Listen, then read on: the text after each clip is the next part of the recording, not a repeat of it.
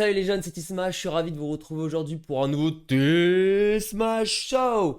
Alors, cette semaine, qu'est-ce qu'on a vu de beau sur Twitter, donc plus particulièrement sur la sous-sphère qui est Crypto Twitter, où je flâne en fait tous les jours et à toute heure. Donc je vous ai fait une compilation des meilleurs threads que j'ai vu passer cette semaine sur le crypto Twitter US et sur le crypto Twitter FR. Au menu, nous avons tout d'abord donc Défi Lama, donc l'airdrop Jito, etc. Je ne vais pas en parler, mais donc il y a eu un airdrop sur Solana qui a généré plusieurs dizaines de milliers de dollars pour les gens qui ont farmé l'airdrop. Bravo à vous, moi c'était pas mon cas, je savais qu'il y avait cet airdrop mais j'ai eu la flemme, voilà, je vous le dis. Il était passé derrière l'airdrop dans les derniers T-Smash Show. Maintenant c'est chose réparée parce qu'on a farmé hier en stream sur Twitch les airdrops sur Solana, les prochains airdrops. La vidéo va arriver sur la chaîne YouTube bientôt. Vous pouvez aller voir le replay sur la chaîne de Twitch, sinon sur ma chaîne Twitch. Et donc il y a un outil de défi, on verra un outil de défi Lama très brièvement, enfin pour voir les protocoles qui n'ont pas de token. Ensuite, la Société Générale qui sort un stablecoin. Voilà, donc c'est la première banque française à sortir son propre stablecoin. On va voir ensemble les dates des ETF Ether, parce que comme vous le savez, il y a beaucoup de nouveaux ETF Ether qui ont été listés ces dernières semaines. Donc on va voir leurs dates d'expiration, les deadlines ensemble. Ensuite, on va parler d'un petit histoire marrante. Donc c'est un Bitcoiner visiblement très tuné, qui est numéro 1 des dépenses OnlyFans d'une meuf qui s'appelle Ruby Rose. Et vous allez voir, c'est un peu lunaire, le mec c'est un psychopathe complet, il la harcèle de messages, parce que en gros, vu que c'était le premier, bon on verra ça ensemble, mais vu que c'était le premier à dépenser autant sur OnlyFans, elle l'a invité chez elle pour voilà, prendre un dîner, un repas, etc. Et le mec depuis il la harcèle complètement fou. Voilà. Ensuite, on verra que IBM se lance dans la sécurité des wallets crypto. Voilà, donc gros pas en avant pour le géant de l'informatique. Et ensuite, on terminera par Shopify qui souhaite intégrer les cryptos aux plateformes. Voilà, donc c'est parti, on va voir les tweets tout de suite. Voilà les bros, donc tout de suite un tweet de 0xNGMI, donc qui est un des devs cofondateurs de DefiLlama, qui est une plateforme de trading, enfin une plateforme d'analyse des DEX. Donc là, vous cliquez sur ce lien et vous avez du coup donc DefiLlama airdrops. Vous allez avoir toute la liste des airdrops potentiels que vous pouvez farmer, où il y a des tokens, où il n'y a pas encore de tokens. Donc là, par exemple, il y a déjà un token, mais tout ça, il n'y a pas de token encore. Donc vous avez juste à aller checker. Money Raise, ça c'est les money donc, du coup qu'ils ont chopé en VC, en funding, je pense, vu qu'il n'y a pas de token. Donc je vous laisse aller checker. Nous hier on a farmé Camino, on a farmé Margin Finance. Il me semble qu'on a farmé Camino. On a oublié Camino. Bon, on le refarmera. Mais on en a farmé plein d'autres dans la liste. Ok, ça, petit tweet aussi qui était assez intéressant. Donc d'un Français visiblement qui s'est installé à San Francisco. Et en gros, bah, il pensait naïvement qu'il allait être entouré de gros cerveaux, genre MIT, Stanford, Berkeley. Donc, parce que San Francisco, c'est le berceau de la tech high level aux États-Unis. Et en fait, il se rend compte que beaucoup de founders sont souvent des autodidactes avec un niveau en maths absolument catastrophique, mais qui sont arrivés à là où ils sont parce qu'ils disposent d'une audace nécessaire pour tester 1 milliard de trucs et itérer jusqu'à ce que ça fonctionne. Et tout ça là avec un culot hors norme pour créer des connexions. Et en vrai, ça m'étonne pas vraiment pour connaître quelques founders, mais surtout, ce qui est important, c'est le culot hors norme en fait. C'est de se dire, il faut que je m'en batte les couilles, les gars. Et c'est même en trading, c'est pareil. Et ça, c'est ce qui me retient un peu d'ailleurs dans mon trading perso. C'est cette mentalité en fait maintenant que j'ai grandi un petit peu, j'arrive beaucoup moins à me dire je m'en bats les couilles comme avant. Avant, j'allais lâcher un gros long sur un spot au petit. J'allais me dire, je m'en bats les couilles. Au pire, si je perds, bon, bah, ça aurait été un bon trade, voilà. Mais maintenant, là, j'ai beaucoup plus d'aversion à la perte parce que j'ai grandi, parce que j'ai pas de revenus sur le côté. Et parce que maintenant, je me dis, ok, le trading, c'est ma life, en fait. Donc, il faut vraiment que je perfe. Donc, je me mets une pression supplémentaire. Et donc, du coup, le culot hors norme et l'audace pour tester les choses, c'est pareil, je pense, quand t'as des. Enfin, je suis sûr, quand t'as des boîtes et tout, c'est de te dire, vas-y, je fonce, on verra bien ce qui se passe et on s'en fiche, en fait. Et aussi, il y a un peu le côté américain, fake it until you make it, qui est un adage célèbre en mode fais semblant jusqu'à ce que tu y arrives, tu vois. Voilà, donc en gros, tu fais semblant que tu y arrives jusqu'au moment où tu y es vraiment arrivé. Donc il complémente, en réalité, leur manque d'éducation traditionnelle allié à une grande naïveté leur permet de foncer sans jamais se mettre de barrière en pensant que telle ou telle chose sera impossible à réaliser. Ils exécutent des idées sans jamais vraiment se poser de questions. Il dit à l'opposé de tout le microcosme de la French Tech rempli de fils à papa de grandes écoles qui doivent penser un business plan pendant 2 ans et se posent 76 000 questions avant de tester les choses. Voilà, donc petit trade intéressant on va dire en parallèle avec le trading. Ensuite, un mec, ça je sais pas qui c'est, mais c'était un tweet intéressant et j'étais d'accord avec lui.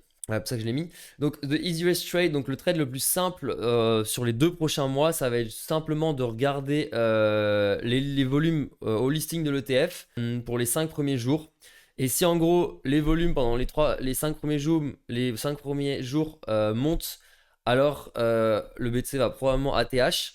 Et si goes down les 3 à 5 premiers jours, ça veut dire que potentiellement on front-run les retail. Et par conséquent, on va redrop un peu et retracer un petit peu. Alors, si vous avez regardé la courbe de l'or lors de l'introduction de l'ETF, une fois que la courbe de l'or avait été introduite, une fois que l'ETF de l'or avait été introduit, on a eu un peu un drawdown pendant un certain temps, mais c'était une consolidation haussière, on va dire, sur l'espace de 4-5 mois après l'introduction de l'ETF. Voilà. Donc c'est pas parce qu'il y a l'ETF qui part que ça moon. Moi, to be honest, je pense que BTC va un peu retrace, voire consolider dans les 15-20 prochains jours, parce que là on est à 29 jours, 34 jours de l'ETF. Donc je pense que BTC va commencer à cool down. Là on a vraiment repricé, c'est bon. Là il y a des grosses résistances 44, ces grosses résistances 48, là on est dans des grosses résistances tout le temps. Donc je pense que BTC va d'abord slow bleed, redump un peu, laisser les alt run un petit peu. Et ensuite, on va du coup rechercher les 40K, je pense. Ce serait le point le plus bas qu'on pourrait avoir. 39-40K, les points les plus bas qu'on puisse avoir. Avant l'ETF, je pense. Et ensuite repartir probablement à la hausse quand il y aura l'approval de l'ETF. Et là, on aura une God Candle, je pense, lors de l'approval. Et après, la suite, ça va peut-être durer 1 ou 2 jours, les God Candle. Et ensuite, ça va settle. Mais les God Candle peuvent, je pense, aller très très haut. Il ne faut pas le négliger. Maintenant, stablecoin euro de la Société Générale. Donc, il va être listé sur la plateforme d'exchange Bitstamp. D'accord, qui est une des plus vieilles plateformes d'exchange qu'on n'utilise pas trop en Europe. Mais voilà. Donc, c'est leur CV. Voilà, Coinvertible. Ok, bon, je vois pas l'intérêt d'acheter un stablecoin banqué par Société Générale, mais bon. Ensuite, les ETF ETH. Ça, c'est les dates. Donc, du coup, on a Vanek, iShares, donc ça, évidemment, c'est BlackRock. On a Vanek, on a ARK, Nasdaq, HDEX Nasdaq, donc c'est HDEX. Grayscale qui veut convertir leur ETHE comme GBTC en ETF ETH. Ensuite, les backers, les custodians, ça va être principalement Coinbase. Alors, Grayscale, oui, Grayscale, là, ici, ils ont dit non, c'est mort. Donc ça, c'est passé déjà. Mais sinon, les prochains, ça va être le 23, 26, 25 à Noël. Voilà, prochaine deadline. Et ensuite, donc, le final deadline, c'est tout ça qui nous intéresse, qu'on sait que la SEC, ils vont prolonger. Surtout que ETH, vu que t'es un peu controversé en mode security ou pas, il y a moyen que ça dure un peu plus longtemps. Donc là, à ce moment-là, SEC final date. On part sur du janvier, février, mars, avril, mai. 23, 24 mai, par là. Ok. Voilà. Maintenant, parlons de ce mec il a payé environ 63 000 dollars sur le OnlyFans de Ruby Rose. Ruby Rose, du coup, elle a mangé avec lui, etc. Sauf qu'après, il l'a complètement harcelé et elle l'a exposé sur Internet. Regardez les messages qu'il lui envoie, genre. Ça, c'est le mec qui lui envoie ça. Genre, il dit, ouais, je suis fou amoureux de toi, t'es ma vie, parle-moi, s'il te plaît. Insane. Genre, regarde, ça, il lui répond pas, c'est les messages qu'il envoie. Il lui dit, vas-y, j'ai 400 000 dollars en bitcoin que je peux te donner si tu veux. Je te les donne. Regarde, je te kiffe tellement. Le mec a tatoué son visage sur sa jambe, mon ref. Non, mais les gars, il faut arrêter de faire ça, hein. Ça va pas du tout, les gars, de faire ça, je vous le dis. Même si vous avez de la thune, ne faites surtout pas ça. Ensuite, si vous aviez suivi, il y avait Sifu, donc un mec dans la DeFi, qui avait fait un short on-chain de 20 millions de dollars. Et tout le monde s'est dit, putain, le mec doit savoir quelque chose que nous ne savons pas. Et en fait, du coup, là, il se fout de sa gueule avec ce tweet. En mode, du coup, qu'est-ce qu'il savait qu'est-ce qu'il savait en fait pour son 20 millions de dollars short. En fait, il savait rien parce que du coup, il a perdu, je pense. Là, la liquidation, elle est passée, je pense. Donc, je sais pas il a ad ou quoi. Je n'ai pas suivi récemment. Mais du coup, il savait rien, juste il s'est fait défoncer la gueule. Ensuite, parlons maintenant de la nouvelle gestion de fonds crypto proposée par IBM. Donc l'OSO, parce que bon, il y a beaucoup de protocoles et entreprises qui ont subi des hacks, notamment liés aux clés privées. L'idée de ce truc, de ce service OSO, ça va être donc l'opération sur des réseaux déconnectés. Ensuite, sécurité basée sur le temps. Donc probablement, genre, si tu veux faire un retrait, ça va automatiquement être bloqué pendant un certain temps avant d'être validé. Et ensuite, approbation des transactions par signature des plusieurs parties prenantes. Bon, ce qui existe déjà dans des multisigs, comme par exemple Genesis. Par exemple, ce que j'ai pour ma boîte, on a un multisig où on doit signer en fait avec 3 clés privées pour transacter avec les fonds, les utiliser. Et oui, c'est vrai qu'en effet, la plupart des hacks et problèmes aujourd'hui, c'est dû à des erreurs humaines dans la gestion de clés privées ou quand tu te les fais ficher aussi. Et c'est vrai que c'est assez intéressant de voir que des solutions sont déployées comme à part un géant comme IBM, qui se place du coup comme acteur incontournable pour la gestion des clés privées crypto. Donc ça c'est un peu le grave, j'imagine, de comment ça fonctionne. Petit livre aussi que je pense lire ces prochains jours. Qui est justement sur... Donc ce mec, il est grave chaud, hein, c'est un énorme dev très très chaud en smart contract audit. Et en gros, il dit que ce livre, c'est ce qui lui a le plus impacté dans sa vie. Et c'est en gros comment apprendre. Donc how to learn, apprendre à apprendre. Voilà. Et je pense que c'est un excellent skill. Bon, si vous avez fait des longues études, vous devez probablement savoir, mais je pense qu'il est toujours il y a sûrement des très très bonnes techniques parce que si c'est ce qui lui a impacté le plus, c'est que lui aussi il doit avoir forcément un bac plus 5, 1G. Donc si ça l'a impacté, c'est qu'il y a de l'alpha à choper dans ce livre. Donc intéressant. Maintenant parlons de Spotify. Donc ça c'est un mec taf, tel CEO, COO de Shopify. Donc du coup ce qu'il dit c'est que the crypto work we are doing at Shopify is some of our best work right now. Donc c'est-à-dire que ce qu'ils sont en train de faire à Shopify en crypto, c'est un de leurs top trucs qu'ils ont fait sur Shopify.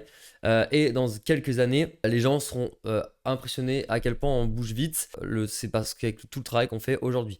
Ok, bon du coup, ça sous-entend clairement qu'ils vont intégrer la crypto au cœur de Shopify, donc ça c'est énorme. Donc big up, merci de participer à l'écosystème. Là je vais pas rentrer dans les détails Crypto Matrix parce que j'ai pas envie, mais ce qui se passe c'est que je vous mettrai le lien du trade si ça vous intéresse. Crypto Matrix en fait, il a touché des gros montants par des teams de tokens en fait qui la chill sur ses vidéos. Faut savoir que Cryptomatrix, il assume rien, il délète toutes ses vidéos. En fait, je dis que j'allais rien dire, mais en fait, si. Il délète toutes ses vidéos pour laisser aucune trace. Donc, il dit que c'est pour reset sa chaîne YouTube à chaque fois, mais moi, j'y crois que dalle. Je pense que c'est surtout parce que, en réalité, si. Ça peut être intéressant parce que si tu as des gens qui retombent sur des vidéos où tu as les prises étaient divisées par 10 ou x 10, à l'époque, ça sert à rien de revoir la vidéo, mais dans tous les cas, en général, elles sont pas recommandées sur l'algo YouTube. Et il faut vraiment être un débile fini pour se dire, ok, je vais regarder le top 10 altcoin en 2022 ou 2020, tu vois. Enfin, ça a aucun sens, je trouve. Bref, bon, il y a sûrement des gens qui le font. Mais surtout, ça l'arrange bien pour cacher ses traces. Mais après, il faut savoir que Internet n'oublie rien et beaucoup de gens archivent ces vidéos. Voilà. Mais donc, il y a des mecs qui sont remontés les traces de ces wallets et il aurait touché plus de 1 million de dollars de gains sur Polychain Monster et Eternity Chain à l'époque où il a clairement dump sur ses followers. Bon, moi en soi, je suis influenceur, mais à un niveau extrêmement modeste. En fait, je n'ai littéralement jamais rien touché en termes de. Alors, je touche de l'argent avec l'affiliation sur les exchanges crypto, mais en soi, c'est des sommes extrêmement modiques comparé à ce qu'on voit là chez les grands influenceurs. Le truc c'est que pour moi c'est ok de fou. Enfin en fait faut bien se rendre compte que créer du contenu, surtout qualitatif, c'est un taf à plein temps. À plein temps. Moi je suis tout le temps dessus presque. Ça prend un temps de fou. J'ai des dépenses par exemple pour la chaîne YouTube, je dépense pas mal de trucs en termes de montage, en termes de miniatures et tout. Donc en réalité, voilà, ça prend du temps, faut faire les scripts, faut faire la recherche d'informations, savoir ce qui est bon, savoir ce qui est pas bon. C'est aussi beaucoup d'expériences passées aussi. Il y a beaucoup de choses à prendre en compte dans la création de contenu. C'est pas du tout évident.